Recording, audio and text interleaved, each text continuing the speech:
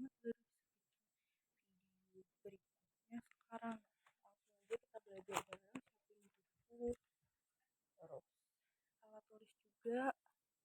Ya hari ini aku gak akan ngerjain latihan vokal jadi mungkin bakal sebentar aja. Lagi sakit soalnya. Lanjut. Assalamualaikum warahmatullahi wabarakatuh. Di video kali ini kita akan melanjutkan pembahasan mengenai grup dan subgrup. Jadi bisa dicek di video sebelumnya kita sudah membahas tentang grup dengan cukup lengkap. Jadi kalau kita kembali ke outline-nya, kita sudah membahas 1, 2, dan 3. Di video kali ini kita akan melanjutkan pembahasannya dari 4 sampai terakhir. Cukup banyak ya, tetapi tidak masalah, dan mari kita review sedikit tentang grup. Nah, intinya adalah kita termotivasi pada kasus di bilangan himpunan bilangan bulat terhadap operasi penjumlahan. Dari situ ada sifat-sifat yang menarik. Pertama adalah operasi penjumlahan pada himpunan bilangan bulat itu memenuhi sifat ini ya. Dan coba kita perumum. Nah, kita ingin operasi memenuhi syarat ini, dan itu kita namakan operasi biner. Selanjutnya, untuk Z-nya diabstraksikan menjadi sebarang himpunan tak kosong G, penjumlahannya diabstraksikan sebarang operasi biner star pada G.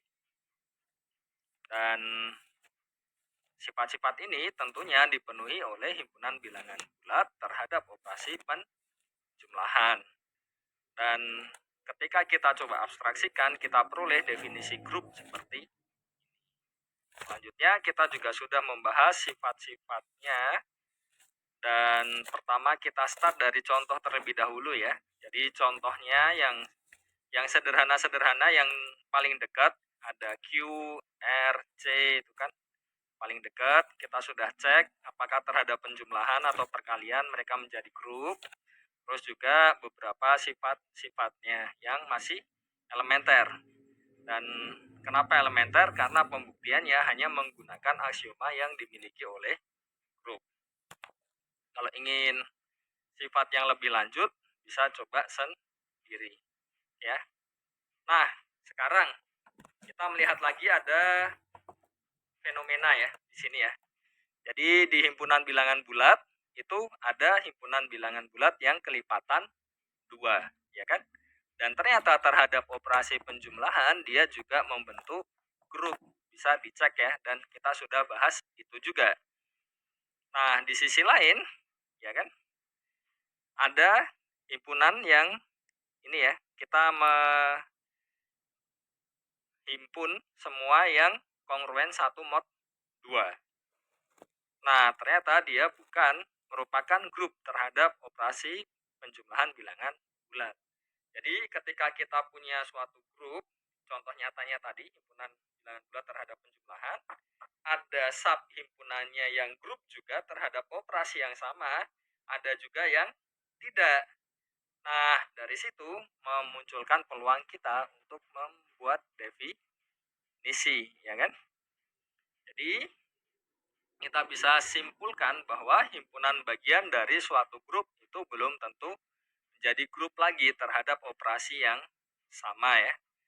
Nah, kalau misalkan dia himpunan subhimpunan tak kosongnya itu jadi grup lagi, kita sebut sebagai subgrup. Oke, alur berpikirnya kurang lebih sama seperti kedua. Nah, ternyata dia bukan merupakan grup terhadap itu ada himpunan bilangan bulat yang kelipatan 2, ya kan? Ya, yang masih elementer. Dan kenapa elementer? Karena pembuktiannya hanya menggunakan aksioma yang dimiliki oleh grup. Kalau ingin sifat yang lebih lanjut, bisa coba sendiri ya. Nah, sekarang kita melihat lagi ada fenomena ya di sini ya.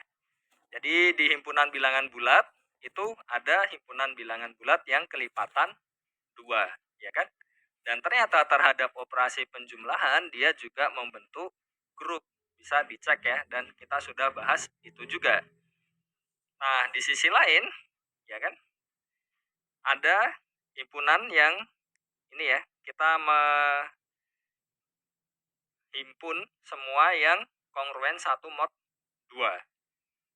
Nah, ternyata dia bukan merupakan grup terhadap operasi penjumlahan bilangan bulat. Jadi, ketika kita punya suatu grup, contoh nyatanya tadi, himpunan bilangan bulat terhadap penjumlahan, ada sub himpunannya yang grup juga terhadap operasi yang sama, ada juga yang tidak. Nah, dari situ memunculkan peluang kita untuk membuat definisi, ya kan? Jadi, kita bisa simpulkan bahwa himpunan bagian dari suatu grup itu belum tentu menjadi grup lagi terhadap operasi yang sama ya. Nah, kalau misalkan dia himpunan subhimpunan tak kosongnya itu jadi grup lagi, kita sebut sebagai subgrup. Oke, alur berpikirnya kurang lebih sama seperti ketika kita membahas tentang grup. Jadi, misalkan S itu himpunan bagian tak kosong di grup G terhadap operasi bintang ya di sini ya. Himpunan S disebut subgrup dari G jika S merupakan grup terhadap operasi yang sama pada G, yaitu bintang ini tadi. Itu definisi dari subgrup. Jadi alur ceritanya kurang lebih ya sama seperti yang di grup. Harapannya dengan seperti ini akan lebih mudah diterima, tidak yang langsung tiba-tiba.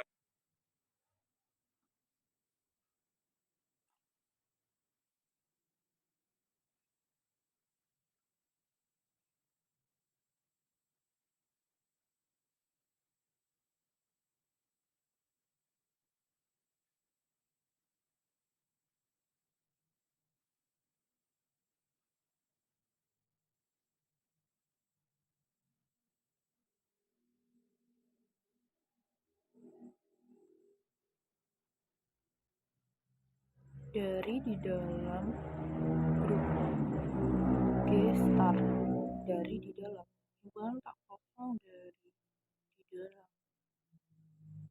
Oke, mungkin ini bisa saya besok. Definisi dan jadi terlihat abstrak. Nah, bagaimana dengan contoh-contohnya? Sudah diterima, tidak ya?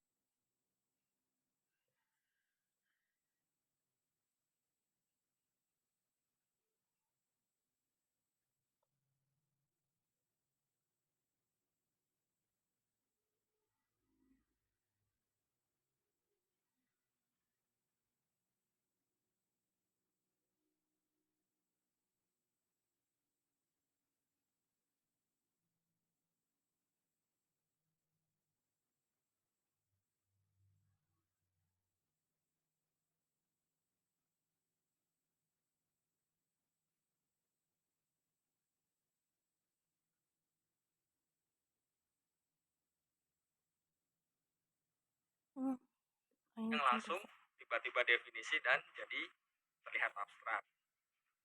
Nah, bagaimana dengan contoh-contohnya? Ya, kita mulai dari yang paling dekat terlebih dahulu.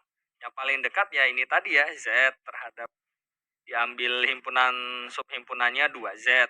Jelas dia tak kosong dan dia jadi subgrup dari Z terhadap penjumlahan. Terus, apalagi?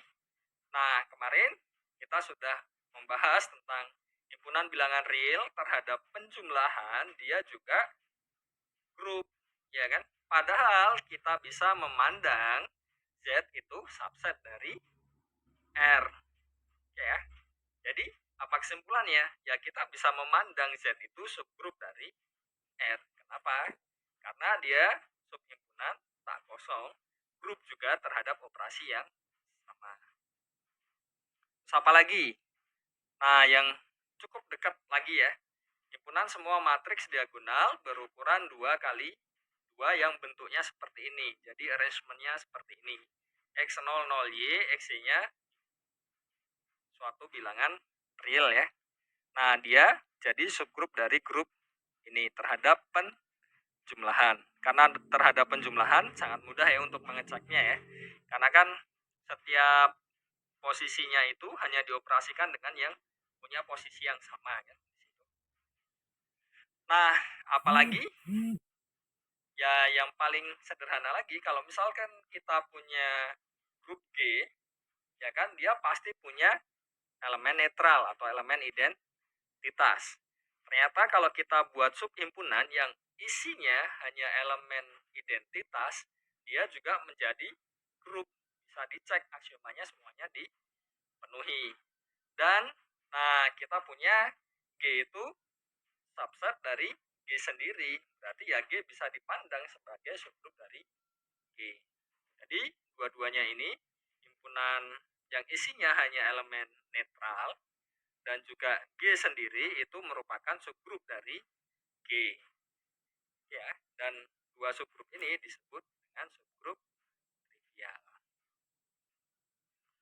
Nah, bagaimana cara membuktikan suatu subhimpunan dari suatu grup itu merupakan subgrup atau bukan, ya kan?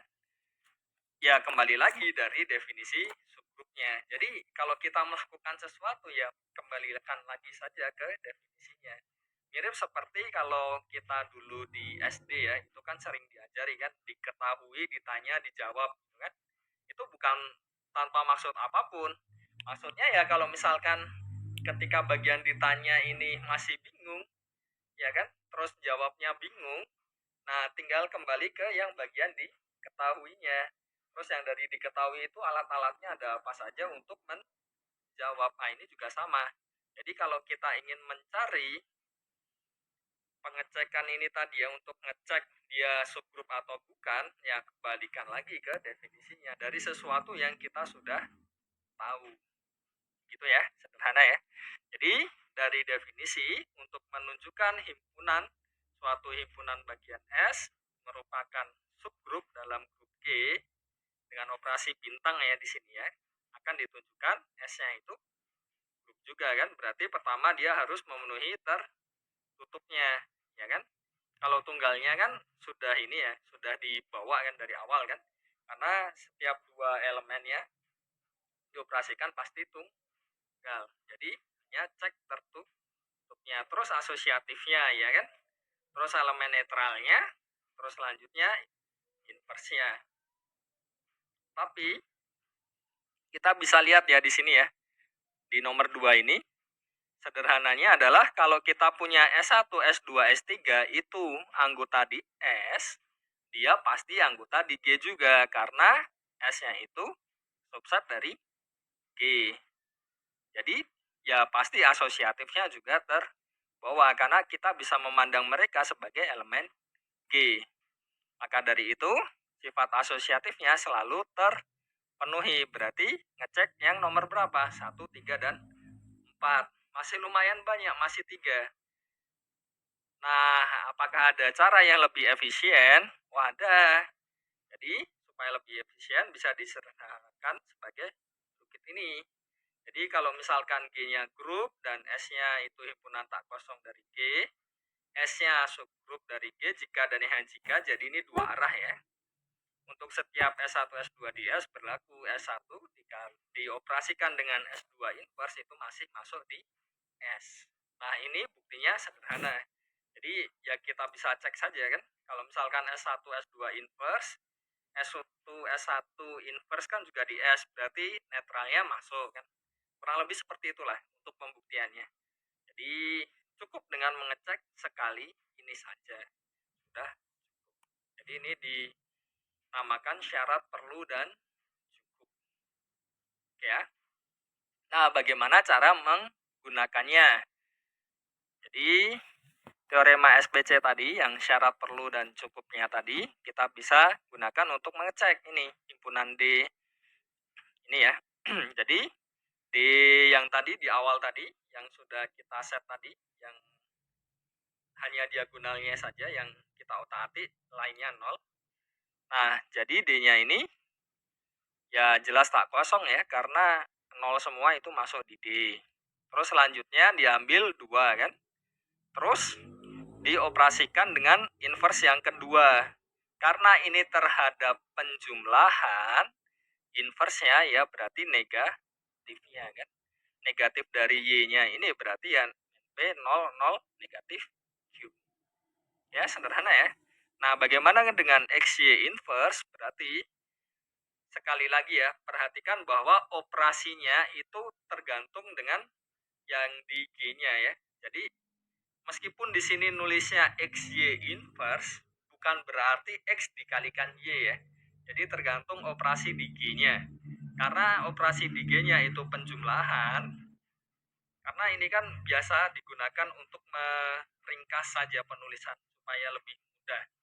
Ya kan? Tapi bukan berarti perkalian di sini. Jadi tergantung dengan operasinya. Karena penjumlahan kita peroleh ini, setelah kita cek dia masuk lagi di D. Berarti D-nya ini subgroup dari ini. Mudah ya, sederhana ya. Nah, terus bagaimana dengan sifat-sifatnya, ya kan? Kalau misalkan kita punya himpunan, ya kan?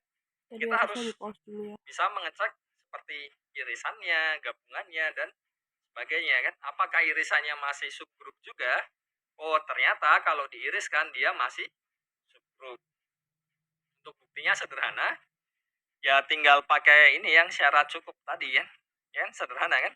Karena masing-masing tak kosong, terus ada elemen netral, berarti kan ya irisannya ya pasti setidaknya ada elemen netral, tapi juga tak kosong irisannya. Sederhana kan? Nah, bagaimana dengan XY inverse-nya? Karena X dan Y-nya itu di H, sekaligus dia juga di K, ya kan?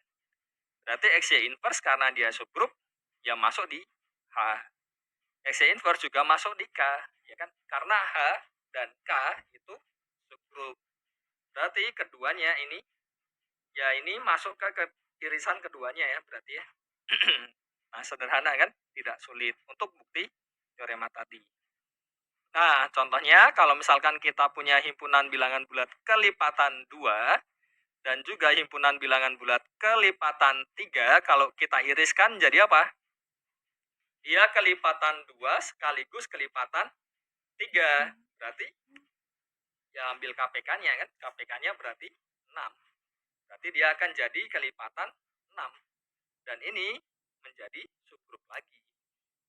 Jelas ya, 6Z terhadap penjumlahan dia merupakan subgrup dari Z. Sederhana. Nah, secara umum kalau misalkan kita punya irisan ya, seperti ini ya, dia kembali lagi jadi subgrup dari G. Oke ya. Tapi bagaimana dengan gabungannya? Nah, bisa cek ya. Kalau di sini ya, contohnya ya. 2Z dan 3Z digabung. Jadi apa? Jadi satu tidak masuk kan? Karena satu kan tidak di 2Z, satu tidak di 3Z, ya kan? Bisa diterima ya. Nah, 3 itu masuk. Negatif 2 masuk di gabungannya ya. Tapi kalau kita jumlahkan 3 dan negatif 2 kan jadi 1. 1 tidak di gabungannya, berarti dia bukan subgrup. Ya kan? Jadi gabungannya itu belum tentu subgrup. Nah, yang di grup, ya kan, kita bayangkan himpunan bilangan bulat terhadap penjumlahan ya. Itu kan ada, ya semuanya bisa dinyatakan dalam 1 tambah 1 seterusnya, atau negatif 1 seterusnya. Nah, itu sebenarnya ide dari membangun di sini. Nah, jadi kalau misalkan kita punya himpunan bagian X, ya kan, ada dua kemungkinan. Dia merupakan subgrup atau bukan. Contohnya tadi, 2Z digabung dengan 5Z, ya kan? Dia bukan subgrup, tapi ya masih subhimpunan. Tapi 6Z dia subgrup. Nah, misalkan X-nya subgrup, ya kan? Ya pasti dia merupakan subgrup terkecil, jadi yang paling minimal yang memuat X sendiri. Kenapa ya? Kalau misalkan kita tambahkan elemen kan jadi makin besar kan? Jadi ya sudah paling kecil jelas. Nah, kalau dia bukan subgrup, bagaimana cara mencari subgrup yang terkecil yang memuat X? Kalau pertanyaannya yang terbesar, ya jelas G kan? Karena ya kita punya konteks pembicaranya itu kan di G kan, jadi semestanya ya G ya di situ kan. Jadi yang paling besar ya pasti itu, karena G-nya grup. Jadi kita berbicara ketika G-nya grup ya. Nah, bagaimana dengan yang terkecil? Jadi suatu subgrup yang memuat X, ya kan? Tetapi kalau misalkan ada subgrup lain yang juga memuat X, nah subgrup yang kita punya ini tadi harus jadi subsetnya yang subgrup lain tadi. Jadi kita punya yang paling kecil. Logikanya sama seperti kalau kita punya bilangan terkecil dari suatu himpunan bilangan, itu kan artinya apa? Kalau misalkan ada bilangan lain yang memenuhi syarat di sini ya, dia harus lebih dari yang kita punya kan, itu yang paling kecil. Jadi kecil dalam artian ya subset ya di sini ya. Nah, bagaimana cara mengkonstruksinya? Jadi ya paling mudah ya kita himpunan semua subgrupnya kan yang memuat X dan kita buat irisannya kan. Ya kan? Kalau semuanya kita himpun diiris, padahal kan kita tahu kan tadi irisan dari subgrup jadi subgrup lagi. Oke ya. Jadi ya pasti ini yang paling kecil. Ya kan? Nah, kalau misalkan X-nya itu kosong, ya berarti subgrup terkecilnya apa? Ya singleton elemen netral. Jelas. Kalau tidak kosong, kita bentuk himpunan seperti ini ya. Jadi sekali lagi operasi di sini tergantung operasi di G-nya. Jadi ini bukan berarti terus dikalikan ya. Kali dalam artian kali di bilangan, bukan. Tapi tergantung operasi di grupnya. Nah, dapat ditunjukkan ini himpunan A kita ini merupakan subgrup dari G. Dan dapat juga ditunjukkan A ini ya merupakan subgrup yang terkecil, nanti yang memuat X. Ya. Untuk buktinya bisa dicoba sendiri, itu tidak rumit dan saya tinggalkan sebagai latihan untuk yang bukti ini tadi. Intinya kita punya subgrup terkecil yang memuat X-nya bentuknya seperti ini, isinya dari subgrupnya. Oke, selanjutnya nah, kita kan berhasil tadi membuat yang terkecil kan, yang membangun tadi ya. Nah, kita punya definisi nih. Jadi kalau kita punya G itu grup, X himpunan bagian dari G, subgrup yang terkecil tadi yang memuat X itu kita notasikan dengan kurung siku X. Jadi biasanya ini kita sebut sebagai subgrup di G yang dibangun oleh X. Jadi dia sebagai elemen pembangunnya. Dan isinya seperti ini untuk kurung siku X ya. Nah, ini bisa dicoba sendiri ya. Jadi kalau misalkan kita punya himpunan bilangan bulat, terus yang dibangun oleh 4 dan 6 ini apa? Nah, selanjutnya kita juga mungkin kan, karena tadi X bisa kosong bisa tidak, ketika dia tidak kosong bisa jadi isinya hanya satu elemen. Nah, bagaimana dengan subgrup terkecil yang memuat ini singleton satu elemen ini? Nah, bentuknya ya sudah kan sederhana kan, pasti seperti ini ya. Jadi tidak lain sebagai dapat dinotasikan sebagai ini ya. Dan biasanya kita pakai notasi yang bawah ini. Jadi kurung siku, nah elemennya kita tulis di sini. Idenya kurang lebih sama ya. Dan kita tahu kalau yang dibangun oleh satu elemen ini belum tentu sama dengan seluruh grup G. Dan dari sini kita dapat pengertian grup siklis. Karena kita ada kejadian yang mungkin, ada yang tidak. Nah, grup G ini dikatakan siklis kalau kita dapat menemukan satu elemen yang membangun G. Contoh-contohnya ya seperti yang saya sebutkan di awal tadi ya, himpunan bilangan bulat terhadap penjumlahan elemen pembangunnya 1 atau negatif 1 juga bisa kan. Nah, kalau selanjutnya kalau misalkan kita punya suatu bilangan bulat R, terus ini yang dibentuk Rn ini juga siklis. Sederhana, bisa dicek sendiri. Nah, terakhir untuk latihan-latihannya, tolong dicoba untuk memperkuat pemahamannya. Ini yang sudah sempat disinggung juga ya. tapi ini sedikit berbeda. Ada beberapa, tidak terlalu banyak, hanya 10. Terus yang latihan soal tentang subgroup, untuk slide-nya nanti bisa di-download dan seharusnya semua sudah download. Dan mungkin itu saja. Oke, jadi apa yang bisa kita simpulkan dari materi yang pertama tentang grup dan subgroup? Nah, meskipun dia menjadi nantinya abstrak, tetapi sebenarnya dalam mendefinisikan itu ada alasannya, ada motivasi di baliknya. Kenapa kok kita mendefinisikan seperti itu? Contoh khususnya ya kalau misalkan di grup ya kita melihat fenomena kan yang ada di depan mata kita kan. Oh, ternyata itu menarik kan. Bagaimana kalau kita coba abstraksikan? Oh, ternyata sangat powerful di situ. Jadi kesimpulannya adalah ya kalau misalkan kesulitan dalam hal-hal yang abstrak seperti itu, kita coba runut saja ke belakang. Kita lihat dari sisi pendefinisiannya kenapa dan sebagainya. Harapannya itu akan ya setidaknya mengurangi lah tingkat kesulitannya. Khususnya yang masih bingung tentang yang abstrak. Oke, mungkin sekian video pada kali ini. Kita lanjutkan video yang selanjutnya. Assalamualaikum warahmatullahi wabarakatuh. Wow, tampaknya udah aja kali ya. Ya ampun, aku mungkin tidak sanggup lagi ya. Karena habis ini masih harus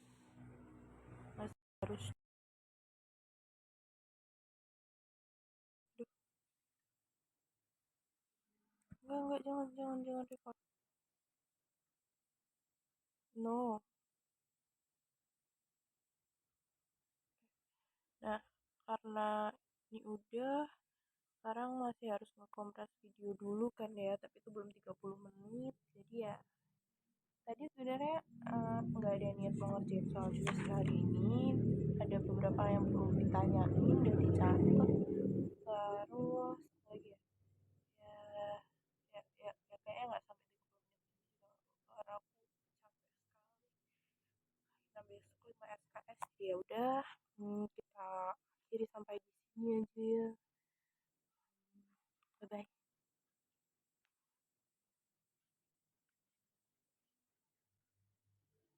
Udah gimana ini cara berhentinya?